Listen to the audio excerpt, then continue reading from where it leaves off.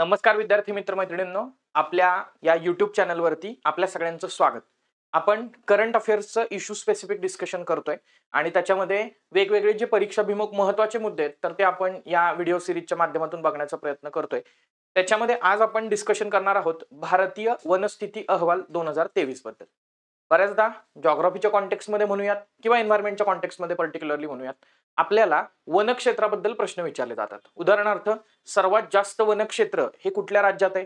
मग ते चौरस किलोमीटर क्षेत्रफळ वाईज असेल किंवा मग राज्याचं जे एकूण क्षेत्रफळ आहे तर त्या एकूण क्षेत्रफळाच्या तुलनेमध्ये किती पर्सेंटेजमध्ये वनक्षेत्र आहे, तर अशा स्वरूपातले प्रश्न बऱ्याचदा आपल्याला येत असतात. त्याचबरोबर फ्रिक्वेंटली हाही मुद्दा समोर येत असतो की कुठल्या राज्यामध्ये किंवा कुठल्या केंद्रशासित प्रदेशामध्ये वनक्षेत्रामध्ये घट झालेली आहे, वनक्षेत्रामध्ये वाढ झालेली आहे. किंवा तुम्ही बऱ्याचदा ह्या सगळ्या कन्सेप्ट ऐकत असता की ट्री कव्हर म्हणजे काय, किंवा फॉरेस्ट कव्हर वाढलं, ट्री कव्हर वाढलं, राईट, किंवा trees outside of the forest.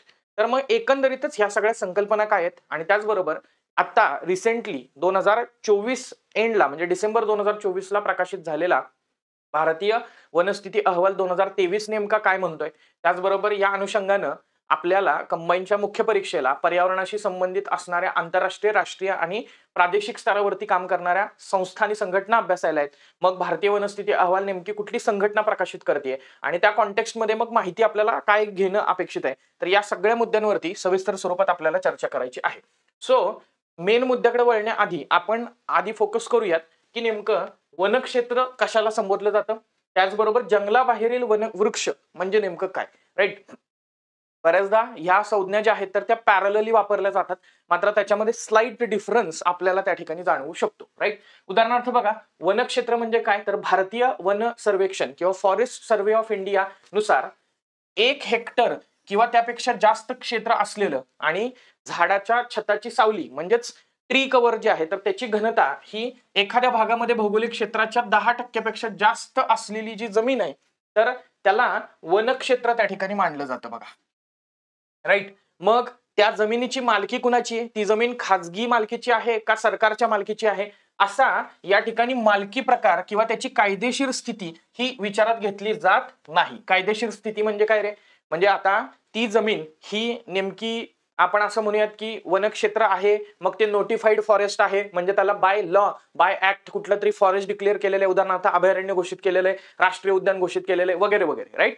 तर ते बाय लॉ घोषित केलेलं आहे का नाही, ती सरकारी मालकीची जमीन आहे की खाजगी मालकीची जमीन आहे, असा मालकीचा प्रकार किंवा त्या जमिनीची कायदेशीर स्थिती ही लक्षात न घेता 1 हेक्टर पेक्षा जास्त अशी जमीन की ज्याच्यामध्ये 10% जास्त झाडाच्या छताची सावली किंवा 10% पेक्षा जास्त झाडांची घनता आहे, तर त्याला आपण त्या ठिकाणी काय संबोधतो, वनक्षेत्र असं संबोधतो. आणि मग मालकी प्रकार लक्षात घेतला जात नाही, कायदेशीर स्थिती लक्षात घेतली जात नाही, म्हणून मग आपल्याला असं लक्षात येईल की शहरी भाग असेल किंवा ग्रामीण भाग असेल, राईट, त्याच्यामध्ये नैसर्गिक जंगलाबाहेर माणसानं वाढवलेली जंगलं असतील, बागा असतील किंवा झाडाखालील जमिनीचा भाग असेल, या सगळ्याचा समावेश जो आहे तर तो कशामध्ये होतो, वन क्षेत्रामध्ये त्या ठिकाणी होतो किंवा ज्याला आपण फॉरेस्ट कव्हर असं त्या ठिकाणी म्हणू शकतो, राईट. सो ही संकल्पना पहिल्यांदा समजून घेण्याचा प्रयत्न करा. आता पुढची संकल्पना आहे trees outside of the forest. बरोबर, trees outside of the forest म्हणजे फॉरेस्टच्या बाहेरचे वृक्ष, राईट, किंवा जंगलाबाहेरील वृक्ष. सो ही संज्ञा कोणासाठी वापरली जाते, तर ही संज्ञा वनक्षेत्राबाहेर जी वाढणारी सर्व झाडं आहेत तर त्यांच्यासाठी वापरली जाते. मग बघा, नोंदणी केलेल्या वनक्षेत्राच्या बाहेर म्हणजे नोटिफाईड फॉरेस्ट जे आहे तर त्याच्या बाहेर 1 हेक्टर किंवा त्याच्याहून अधिकचे जे हरित पट्टे असतात आणि वृक्षाच्छादित क्षेत्र जे असतं तर त्याला जंगलाबाहेरील वृक्ष असं त्या ठिकाणी संबोधलं जातं. बऱ्याचदा तुम्हाला वेगवेगळ्या स्कीम्स मध्ये trees outside of the forest cover वाढवायचंय, फॉरेस्ट कव्हर वाढवायचंय, असं पॅरलल काहीतरी त्या ठिकाणी दिसतं, राईट. सो त्या अनुषंगाने हे फक्त आपण बघायचा प्रयत्न करायचा आहे. नेक्स्ट काय, वृक्षाच्छादन, राईट. आता वृक्ष म्हणजे काय रे, वृक्ष म्हणजे ट्री, आच्छादन म्हणजे काय, कव्हर. बघा, म्हणून म्हटलं मी पॅरलल वापरल्या जातात संकल्पना, पण त्या संकल्पनांची डेफिनेशन जी आहे तर ती वेगवेगळी दिलेली आहे. उदाहरणार्थ आपण तिकडे फॉरेस्ट कव्हर बघितलेलं होतं, इथं आपण ट्री कव्हर बघतोय.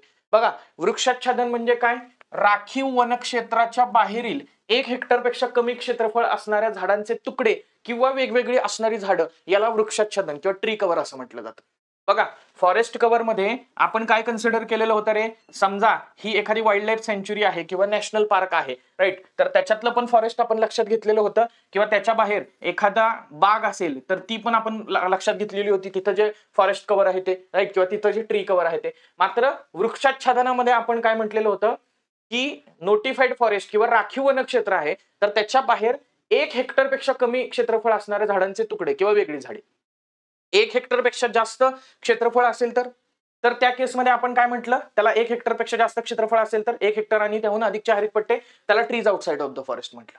Getting it? आणि इकडे आपण काय म्हटलं, वृक्षाच्छादन किंवा ट्री कव्हर असं त्या ठिकाणी संबोधलं, राईट. मग आता वृक्षाच्छादन आणि वन आच्छादन याच्यामध्ये काही फरक आहे का, हे वेगळं आहे का एकच आहे, किंवा याच्यामधला अंतरसंबंध त्या ठिकाणी काय आहे, याच्यामधले डिफरन्सचे मुद्दे काय आहेत ते समजून घेऊयात आपण. बघा, आता वृक्ष आच्छादन, राईट, वृक्ष आच्छादन म्हणजे आपण काय म्हणतोय, ट्री कव्हर असं म्हणतोय, राईट. आपण बेसिक डिफरन्स तर समजून घेतलेला आहे. आणि वन आच्छादन म्हणजे आपण काय म्हणतोय, फॉरेस्ट कव्हर. लक्षात घेण्यासारखी बाब आहे ना, राईट. सो आता बघा, वृक्ष आच्छादन म्हणजे झाडांनी व्यापलेल्या जमिनीच्या एकूण क्षेत्राचा संबंध त्या ठिकाणी आहे. मग त्याच्यामध्ये झाडं वन परिसंस्थेचा भाग आहेत की नाहीत याचा विचार केला जात नाही ट्री कव्हर मध्ये, राईट. सो ती बगीच्यात पण असू शकतात झाडं, ती नॉर्मली फॉरेस्टच्या बाहेर पण असू शकतात, किंवा राष्ट्रीय उद्यान असेल किंवा अभयारण्य असेल तर त्याचा पण भाग असू शकतात, राईट. पण दुसरीकडं आपण बघतोय की वन आच्छादन हे विशेषतः वन परिसंस्थेने व्यापलेल्या जमिनीच्या क्षेत्राचा संदर्भ, ज्याची व्याख्या ही 10% पेक्षा जास्त वनांची घनता आणि 1 हेक्टरपेक्षा जास्त क्षेत्रफळ असलेलं क्षेत्र म्हणून त्या ठिकाणी जनरली केली जाते. गेटिंग माय पॉइंट? म्हणून सर्व वन आच्छादन हे वृक्ष आच्छादन आहे, मात्र सर्व वृक्ष आच्छादन हे वन आच्छादन नाही. बरोबर का? कारण वृक्ष ट्री कव्हरचा जर का आपण विचार केला आणि फॉरेस्ट कव्हरचा विचार केला तर फॉरेस्ट कव्हर मध्ये सगळंच येते, पण ट्री कव्हर मध्ये सगळं त्या ठिकाणी येताना दिसत नाही, ज्याची डेफिनेशन ऑलरेडी आपण त्या ठिकाणी बघितलेली आहे. त्याच्यानंतरचा मग पुढचा मुद्दा, state of forest report, Indian state of forest report, याच्यावरती आपल्याला चर्चा करायची आहे. पण ती चर्चा करत असताना सर्वात महत्वाचं, याचं प्रकाशन कोण बरं करतं, तर मिनिस्ट्री ऑफ एन्व्हायरमेंट, फॉरेस्ट आणि क्लायमेट चेंज यांच्या अंतर्गत कार्यरत असलेली भारतीय वन सर्वेक्षण नावाची संस्था, फॉरेस्ट सर्व्हे ऑफ इंडिया, यांच्याद्वारे हा अहवाल प्रकाशित केला जातो. मग हा अहवाल दरवर्षी प्रकाशित केला जातो का हो? नाही. तर हा अहवाल दर 2 वर्षांनी प्रकाशित केला जातो. कधीपासून प्रकाशित केला जातोय? 1987 पासून द्विवार्षिक स्वरूपामध्ये हा अहवाल प्रकाशित केला जाताना दिसतो, राईट. आता इथं परत एक कनेक्टिंग लिंक लक्षात घेण्याचा प्रयत्न करा. आपल्याला कंबाईनच्या मुख्य परीक्षेला संस्थानी संघटना आहेत. मग इथं फॉरेस्ट सर्व्हे ऑफ इंडिया महत्वाची आहे. पुढच्या स्लाइडमध्ये आपण फॉरेस्ट सर्व्हे ऑफ इंडिया वरतीच चर्चा करूया, right. So forest survey of India, भारतीय वन सर्वेक्षण यांच्याद्वारे हा अहवाल प्रकाशित केला जातो. उपग्रह प्रतिमा, क्षेत्र सर्वेक्षण आणि राष्ट्रीय वन सर्वेक्षण, राईट. तर त्याचा वापर करून वन आणि वृक्ष संसाधनांचं मूल्यांकन जे आहे, असेसमेंट जे आहे, तर ती त्याची केली जाते आणि त्याच्यानुसार काहीतरी त्याच्यातून आउटकम सांगितले जातात की फॉरेस्ट कव्हर किती वाढलं, ट्री कव्हर किती वाढलं, किती कमी झालं, पर्सेंटेज वाईज कुठे जास्त आहे. 87 पासून सुरुवात यांनी केलेली होती. 2023चा आत्ताचा जो अहवाल आलेला आहे तर तो 18व्या क्रमांकाचा आहे. ही झाली एक बेसिक इन्फॉर्मेशन या सगळ्या स्टेट ऑफ फॉरेस्ट रिपोर्ट बद्दल. आता पुढचा मुद्दा आपण लक्षात घेण्याचा प्रयत्न करूया, तो म्हणजे फॉरेस्ट सर्व्हे ऑफ इंडिया नेमका काय. इकडे तुम्हाला लोगो दिसतोय भारतीय वन सर्वेक्षणाचा, बघा, राईट. भारतीय वन सर्वेक्षणाची स्थापना जर आपण असं लक्षात घेतलं तर 1 जून 1981 साली त्या ठिकाणी स्थापना करण्यात आली. मात्र आपल्याला फॉरेस्ट डिपार्टमेंटच्या बाबतीमध्ये अशा बऱ्याच गोष्टी दिसत आहेत की काही संस्था या ब्रिटिश कालखंडामध्ये अस्तित्वात होत्या आणि मग 1947 नंतर त्या संस्थांचं रूपांतर जे आहे तर ते भारतीय या नावानं करण्यात आलेलं होतं. कारण फॉरेस्ट डिपार्टमेंट जे आहे तर ते जुनच डिपार्टमेंट त्या ठिकाणी आहे, राईट. सो बघा, 1965 साली pre investment survey of forest resources, PISFR म्हणून एक संस्था जी आहे तर ती त्या ठिकाणी स्थापन झालेली होती. आणि या PISFR ची सुरुवात जी आहे तर ती फूड अँड ऍग्रिकल्चरल ऑर्गनायझेशन आणि त्याच्यानंतर UNEP, राईट, यांच्या प्रायोजकत्वानं त्या ठिकाणी केलेली होती. तिथं UNEP त्या ठिकाणी राहिलेला आहे. 1976 साली राष्ट्रीय कृषी आयोग, नॅशनल कमिशन ऑन ऍग्रिकल्चरनं राष्ट्रीय वन सर्वेक्षण संघटना स्थापन करण्याची शिफारस केली आणि त्याच्यानुसार 1 जून 1981 ला भारतीय वन सर्वेक्षणाची स्थापना करण्यात आलेली आपल्याला दिसते. सो पॅरेंट ऑर्गनायझेशन कुठली आहे? मिनिस्ट्री ऑफ एन्व्हायरमेंट, फॉरेस्ट आणि क्लायमेट चेंज आहे. म्हणजे केंद्रीय पर्यावरण, वने आणि हवामान बदल मंत्रालयाच्या अंतर्गत ही संघटना, ही संस्था जी आहे तर ती काम करते. त्याचं प्राथमिक उद्दिष्ट आहे भारतातील वनसंपत्तीचं नियमितपणे मूल्यांकन करणं, त्याच्यावरती देखरेख ठेवणं. या व्यतिरिक्त प्रशिक्षण, संशोधन आणि विस्तार सेवा एक्सटेन्शन सर्व्हिसेस प्रोव्हाइड करण्याचं काम फॉरेस्ट सर्व्हे ऑफ इंडिया करत आहे. फॉरेस्ट सर्व्हे ऑफ इंडियाचं मुख्यालय हे डेहराडून या ठिकाणी आहे आणि 4 प्रादेशिक कार्यालय आहेत, शिमला, कोलकाता, नागपूर आणि बंगळुरू. आपल्यासाठी परीक्षेच्या दृष्टीने काय महत्वाचं आहे रे, तर फॉरेस्ट सर्व्हे ऑफ इंडियाचं एक विभागीय कार्यालय किंवा प्रादेशिक कार्यालय हे महाराष्ट्रामध्ये नागपूर या ठिकाणी आहे. राईट, इम्पॉर्टंट आहे नागपूर. अजून एका दृष्टिकोनातून इम्पॉर्टंट आहे, national environment engineering research institute NEERI नावाची ऑर्गनायझेशन जी आहे तर ती देखील नागपूरमध्ये आहे.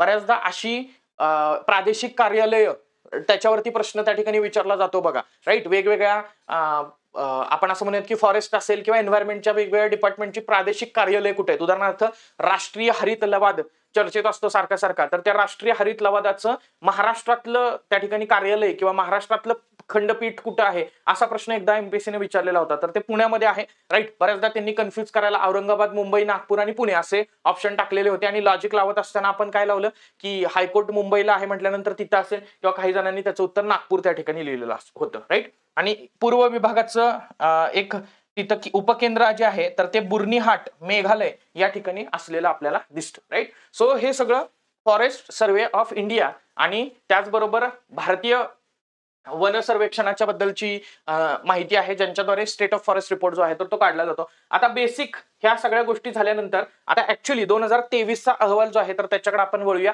मी सांगितलं दर 2 वर्षांनी हा अहवाल प्रकाशित केला जातो, तर ते लक्षात ठेवा. एकूण हरित आच्छादन जे आहे म्हणजे ज्याला ग्रीन कव्हर असं त्या ठिकाणी म्हटलेलं आहे, याच्यामध्ये सगळंच फॉरेस्ट आलं. राईट, हे लक्षात घेण्याचा प्रयत्न करा. तर ते एकूण हरित आच्छादन हे 8,27,357 चौरस किलोमीटर आहे आणि ते भारताच्या भौगोलिक क्षेत्रफळाच्या 25.17% आहे. आता मी इथं तुम्हाला एक गोष्ट अधोरेखित किंवा नमूद करू इच्छितो.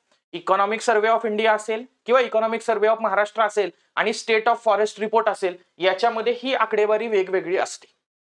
ही आकडेवारी इन द सेन्स काय की भारताच्या भौगोलिक क्षेत्रफळाच्या किती टक्के फॉरेस्ट कव्हर आहे.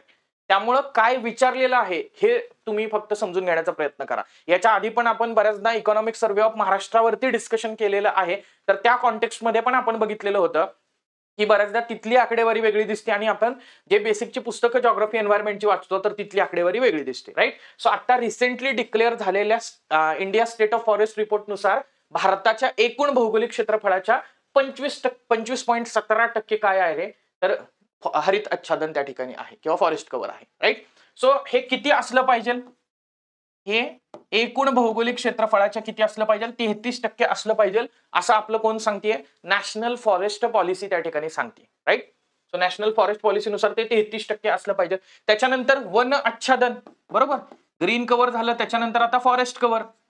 So forest cover green cover मध्ये सगळंच आलं बरं का, हे सगळं आलं समग्र स्वरूपात हे सांगते समग्र, म्हणून बघा ह्याची व्हॅल्यू त्या ठिकाणी जास्त आहे.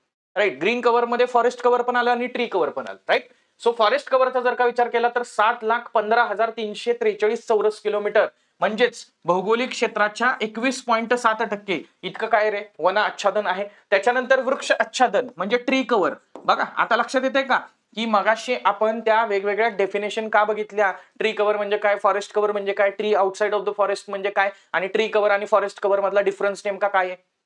तर का तर तुम्हाला हे कळावं, नाहीतर तुम्ही म्हणाल की सर हा एक आकडा देत आहे, हा एक आकडा देत आहे, हा एक आकडा देत आहे. राईट, वृक्षाच्छादन किंवा ट्री कव्हर किती आहे, 1,12,014 चौरस किलोमीटर भौगोलिक क्षेत्रफळाच्या 3.41%. आपल्याला लक्षात ठेवावं काय लागतं, वन आच्छादन किंवा फॉरेस्ट कव्हर लक्षात ठेवावं लागतं.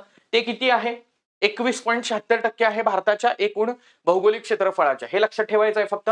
आता याच्या आधीचा जो अहवाल होता तर तो 2021चा होता. दर 2 वर्षांनी हा अहवाल येतो. सो 2021चा जो अहवाल होता तर त्याच्या तुलनेमध्ये जर आपण विचार केला तर 1445 चौरस किलोमीटरनं काय झालेली आहे, वाढ झालेली दिसते टोटल फॉरेस्ट टोटल. आपल्याला असं लक्षात येईल की हरित आच्छादनामध्ये त्यापैकी वन आच्छादनामध्ये 156 चौरस किलोमीटर वाढ झालेली आहे, तर वृक्ष आच्छादनामध्ये 1289 चौरस किलोमीटर इतकी वाढ झालेली आहे. बघा, म्हणून ही स्लाइड समजवायची होती, म्हणून 1 बाय 1 याच्या आधी आपण डेफिनेशन जे आहेत तर त्या ठिकाणी बघितल्या. पुढचा मुद्दा आहे की वन घनता वर्गीकरण.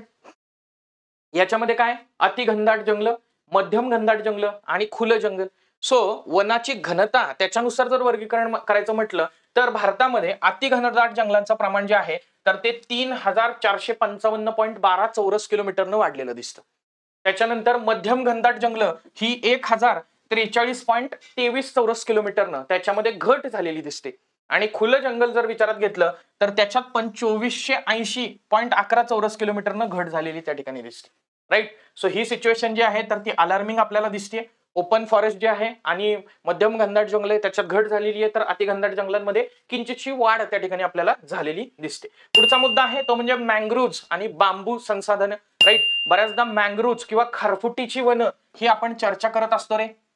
खारफुटीची वनं का खारफुटीची वनं महत्वाची आहेत? कारण खारफुटीची वनं ही काय आहेत? इकोटोन आहे. राईट. इकोटोन मध्ये काय आढळतं? मॅक्सिमम बायोडायव्हर्सिटी आपल्याला त्या ठिकाणी बघायला मिळते. त्याचबरोबर इथं मोठ्या प्रमाणामध्ये स्थान विशिष्ट प्रजाती एंडेमिक स्पीसीज आपल्याला बघायला मिळतात.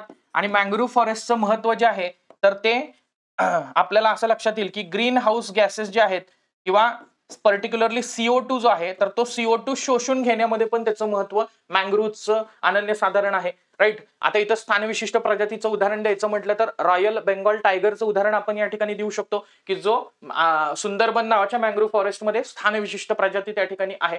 सो हे मँग्रोव्ह कव्हर जे आहे तर ते आपल्याला असं लक्षात येईल 4992 चौरस किलोमीटर आहे. किनारी जैवविविधतेसाठी महत्वपूर्ण ते काय आहे महत्व आहे तर ते मी इथं अधोरेखित केलं. तर बांबू असलेलं क्षेत्र हे 5227 चौरस किलोमीटरनं वाढून एकूण 1,54,670 चौरस किलोमीटर तर इतकं त्या ठिकाणी झालेलं आहे. आता बांबूच्या बाबतीमध्ये काय महत्व आहे रे? परत बांबूला काय संबोधलं जातं? फॉरेस्ट गोल्ड असं संबोधलं जातं. आपल्याला असेही प्रश्न विचारले जातील कंबाईनला की खालीलपैकी कोणती प्रजाती ही फॉरेस्ट गोल्ड म्हणून ओळखली जाते आणि ते पुष्पाचं रक्तचंदन देतील. राईट. शेषाचलम फॉरेस्ट मधलं आणि तुम्ही रक्तचंदन लिहाल. फॉरेस्ट गोल्ड म्हणून कोण ओळखलं जातं? बांबू ओळखलं जातं. राईट. आधी बांबूला मायनर फॉरेस्ट प्रोड्यूस मध्ये दर्जा देण्यात आलेला नव्हता. राईट. सो काही वर्षांपूर्वी परत गव्हर्नमेंट ऑफ इंडियाने काय केलं? बांबूला त्या ठिकाणी मायनर फॉरेस्ट प्रोड्यूस मध्ये दर्जा जो आहे तर तो देण्यात दिलेला आपल्याला दिसतो. मायनर फॉरेस्ट प्रोड्यूस म्हणजे गौण वन उपज. राईट. गौण वन उपजामध्ये काय येतं?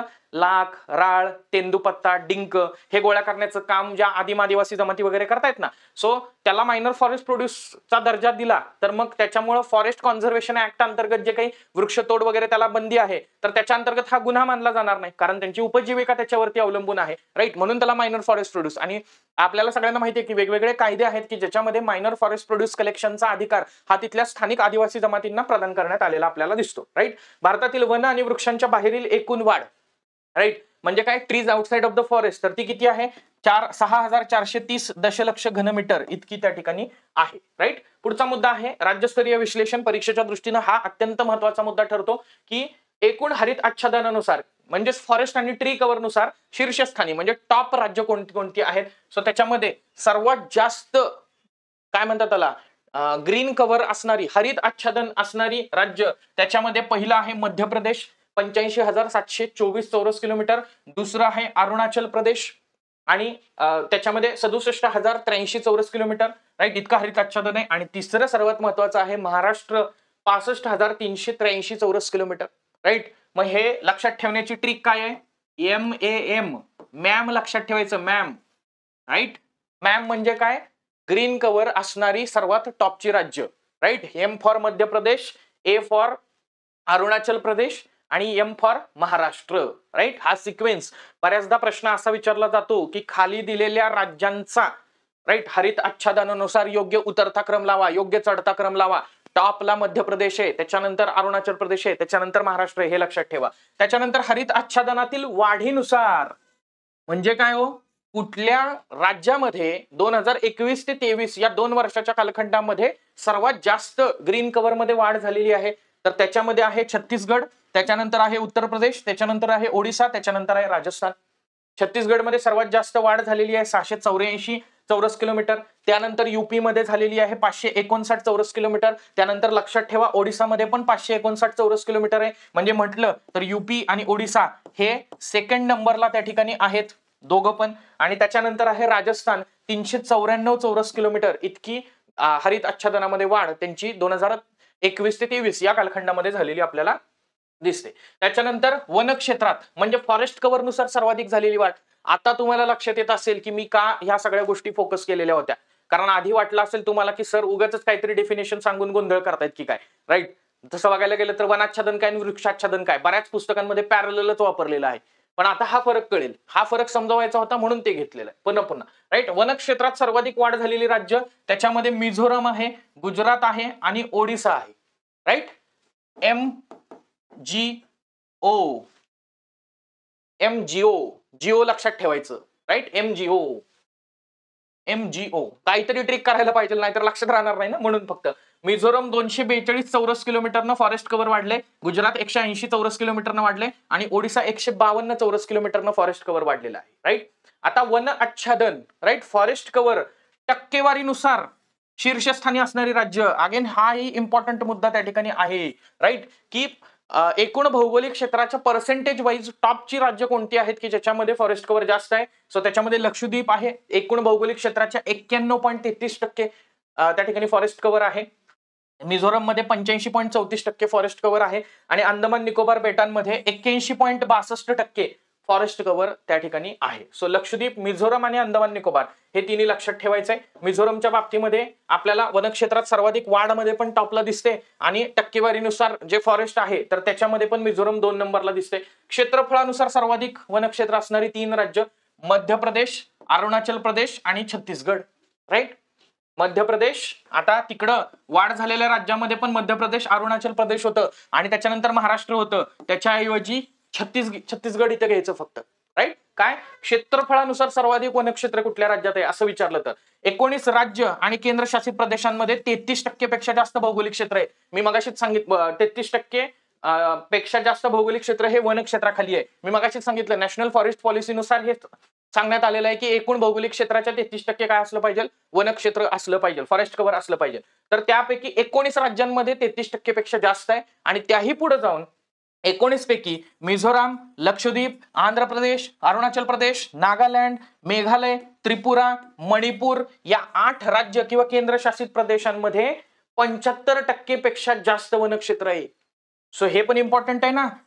प्रश्न विचारला जाऊ शकतो की खाली दिलेल्या राज्यांपैकी कोणत्या राज्यांमध्ये 75% पेक्षा जास्त वनक्षेत्र त्यांच्या भौगोलिक क्षेत्राच्या तुलनेमध्ये आहेत. सो ती 8 राज्य किंवा केंद्रशासित प्रदेश आहेत. तर हे लक्षात ठेवणं गरजेचं त्या ठिकाणी आहे.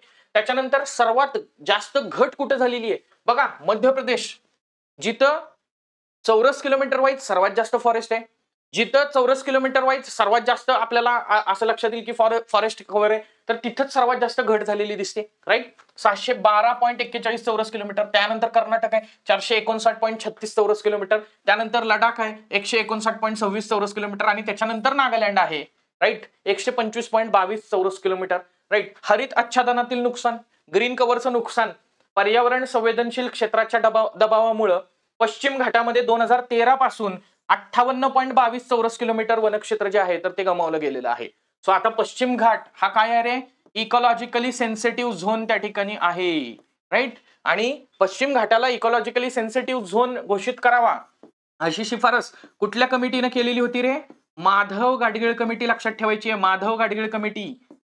आणि माधव गाडगीळ कमिटीनं जे काही पश्चिम घाटाबद्दल आपल्या शिफारसी दिलेल्या होत्या तर त्या शिफारसींवरती विचार करण्यासाठी केंद्र सरकारनं अजून एक कमिटी नेमली, के कस्तुरीरंगन कमिटी.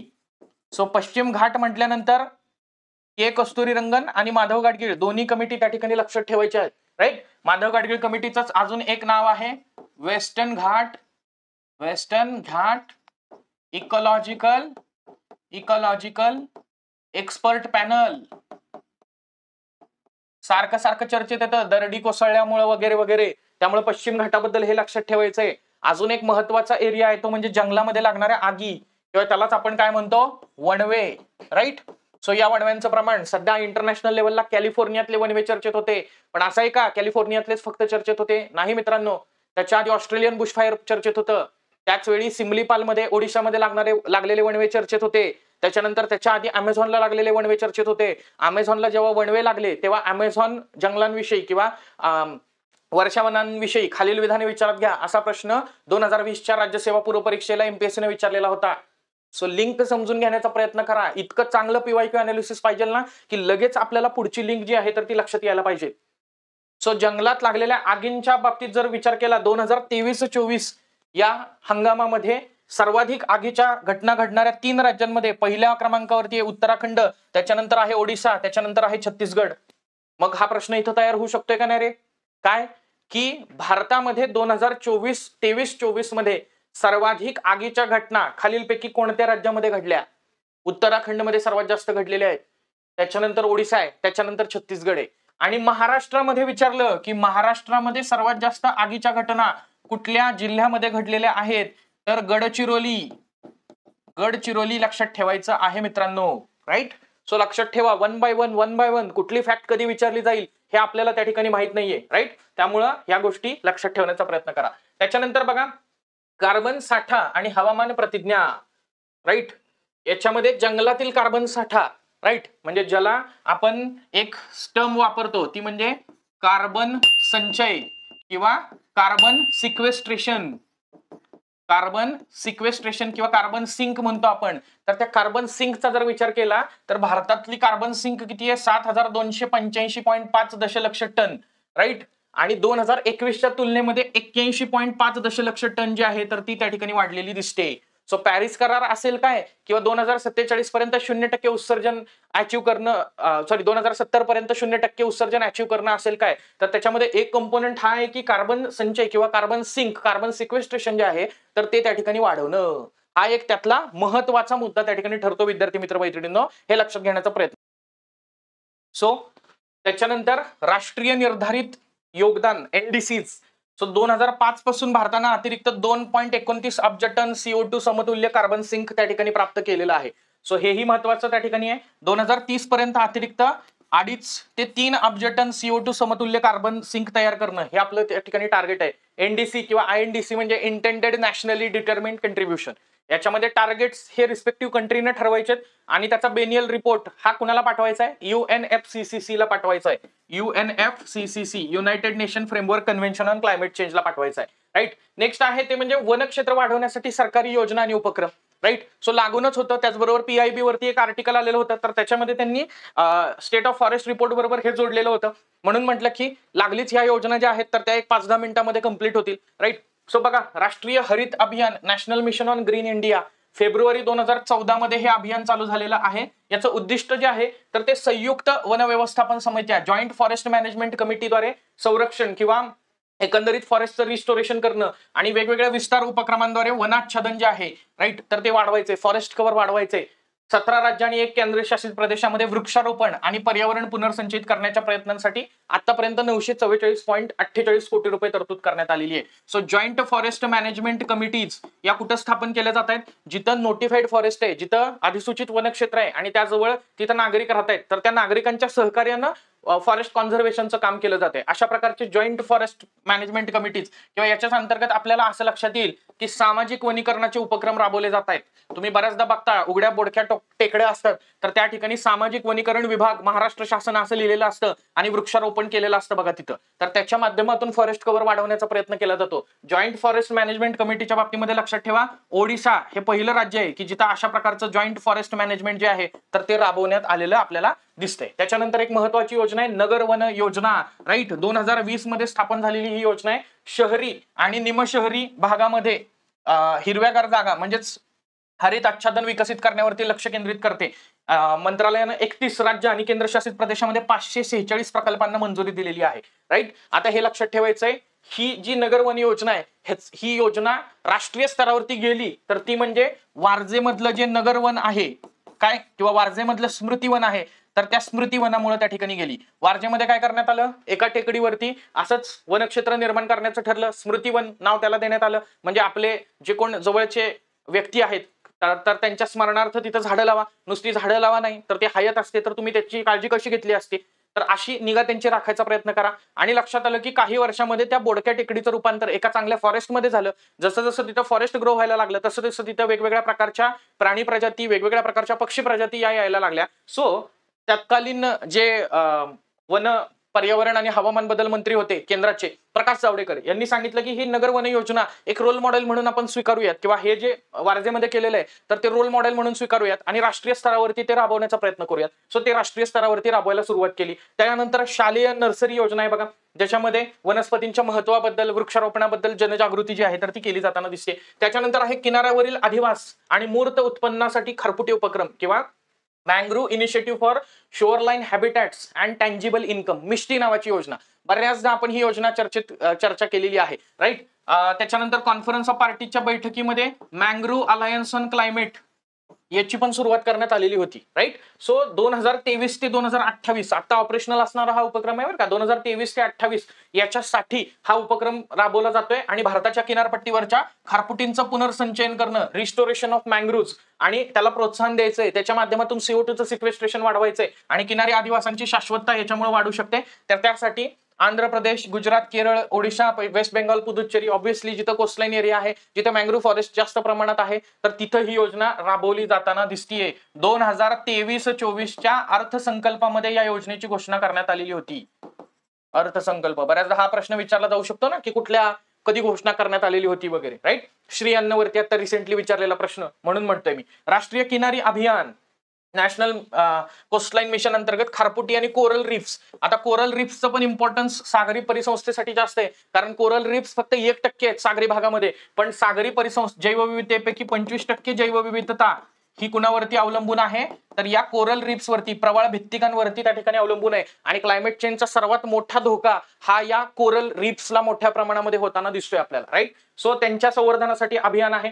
त्याच्यानंतर आहे केंद्र सरकार आणि संबंधित राज्य सरकार यांच्याद्वारे, म्हणजे केंद्र आणि राज्य फंडिंग पॅटर्न वरती देशातील पाणथळ जागांचे संवर्धन, पाणथळ प्रदेशांचं संवर्धन आणि व्यवस्थापन करण्यासाठी राष्ट्रीय जलीय परिसंस्थेचे संवर्धन योजना, national plan for conservation of aquatic ecosystem, right. तर हा राबवला जातोय. पाणथळ प्रदेश म्हटल्यानंतर त्याच्याशी संबंधित 1971चा रामसर करार लक्षात ठेवायचा आणि रामसर करारानुसार रामसर साइट्स डिक्लेअर केल्या जातात. भारताचा जर का विचार केला भारताचा, तर भारतामध्ये किती रामसर साइट आहेत रे सध्या म्हणजेच काय, फेब्रुवारी 2025चा जर विचार केला तर फेब्रुवारी 2025 नुसार भारतामध्ये टोटल 89 रामसर साइट्स त्या ठिकाणी आहेत. आधी 80 होत्या, नंतर 82 झाल्या, 82 नंतर 85 झाल्या आणि 85 नंतर आता 89 रामसर साइट्स त्या ठिकाणी झालेल्या आहेत. हे लक्षात ठेवण्याचा प्रयत्न त्या ठिकाणी करा, राईट.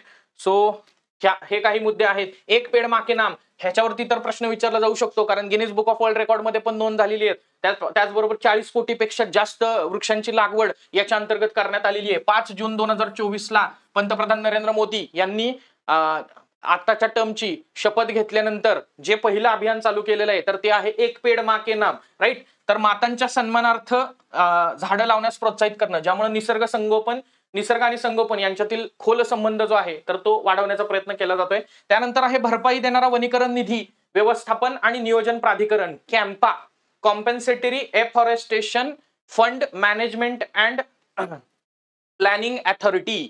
2016 साली वन संरक्षण आणि संवर्धन अधिनियम 1980 नुसार, राईट, वन जमिनीचे गैर वनीकरण उद्देशांसाठी वळवल्यामुळे होणारं वनाच्छादन आणि परिसंस्थेचं नुकसान याची भरपाई दिली जावी. म्हणजे काय, एखाद्या ठिकाणी डॅम कन्स्ट्रक्ट केला जातोय, एखाद्या ठिकाणी रेल्वे कन्स्ट्रक्ट केली जाते, एखाद्या ठिकाणी कुठलाही विकास प्रकल्प येतोय, सो तिथं काय होतं, वन जमिनीचं गैर वनीकरण उद्देशांसाठी वळवल्या जाते ती जमीन. सो त्याचं कॉम्पन्सेशन म्हणून तुम्ही काय केलं पाहिजे, त्या रिस्पेक्टिव्ह कंपनीना पैसे जे आहेत तर ते दिले पाहिजे, जे पैसे पुनर्वनीकरणासाठी वापरले जाऊ शकतात, राईट. त्याच्यासाठी 2016 साली हा compensatory afforestation fund management and planning अथॉरिटीची स्थापना करण्यात आलेली आपल्याला दिसते. कायदा प्रतिपूरक वनीकरण कायदा जो आहे, कॉम्पन्सेटरी एफॉरेस्टेशन ऍक्ट, तर तो 2016 साली आला. त्याच्यानुसार हे करण्यात आलं.